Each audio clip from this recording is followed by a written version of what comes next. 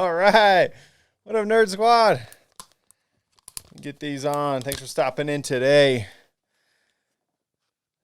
All right, let's go. Hey, today I want to do a first impression on Loki, which just came out last night.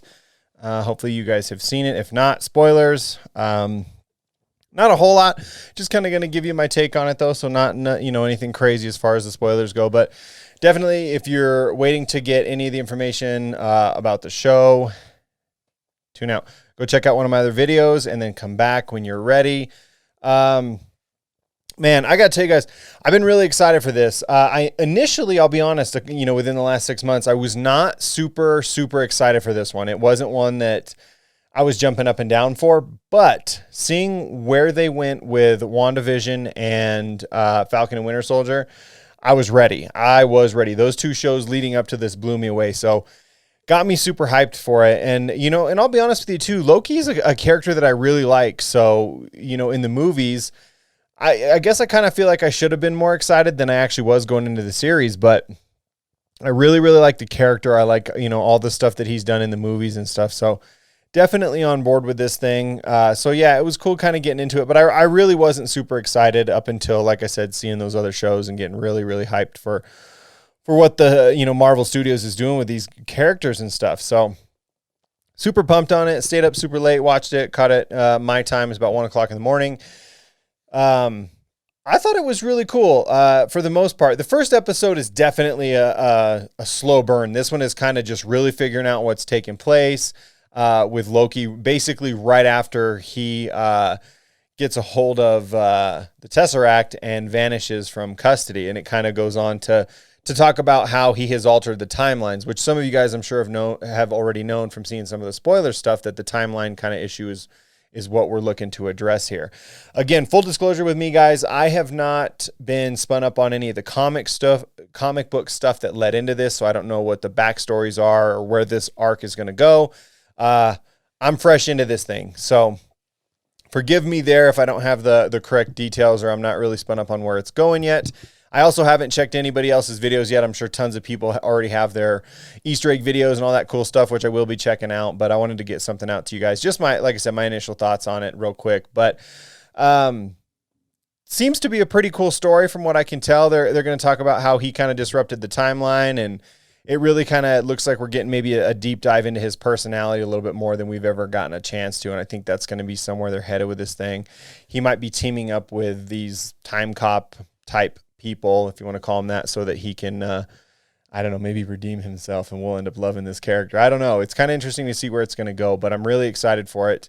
It does kind of remind me of WandaVision and how WandaVision started out, being that I wasn't super thrilled going into it. And I definitely wasn't with WandaVision. The first episode for me of WandaVision, you guys can go back and check out some of my previous content where I talked about the first couple of episodes. I think it was my first impressions and thoughts on WandaVision.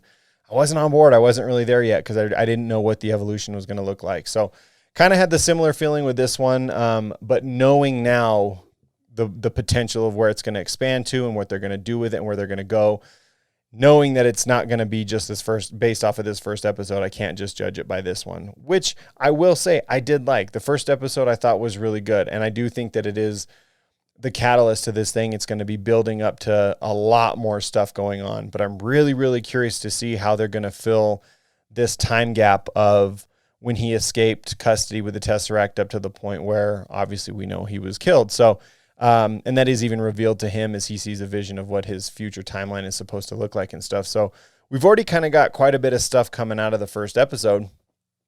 But again, I don't know the full-on backing and backstories to a lot of the characters and stuff like that we're now getting introduced to, and this whole different realm of time where they monitor time and the timeline, and they kind of have their police force that enforces the timeline and goes back to fix certain things in the timelines and things like that. So really excited though. I'm definitely into it. It's going to be one that I'm going to check out every single week it comes out for sure. There's no reason not to at this point. So I'm in. Like I said, my expectations of this are very high because of the previous shows, but it's looking pretty good so far though. And I do like that there's quite a bit of storytelling to it already, just as far as kind of what's taking place.